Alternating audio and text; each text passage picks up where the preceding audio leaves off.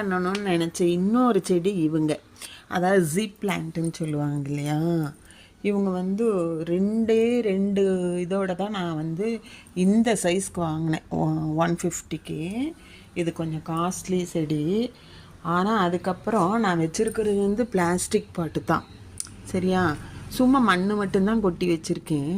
இங்கே பாருங்கள், எக்ஸ்ட்ராலாம் இன்னும் வந்துட்டுருக்குறாங்க. அழகாக இருக்கும் ஒரு பாருங்களேன். இது வந்து ஆக்சுவலாக வீட்டுக்குள்ளார வைக்கிற பிளான்ட் தான். அதனால ரூம்குள்ளார தான் வச்சுருக்கோம், ஒரு பெட்ரூமில். எவ்வளோ க்யூட்டாக வர்றாங்கன்னு பாருங்கள். இதிலேருந்து நான் வந்து 3 போட்டிருக்கிறேன்.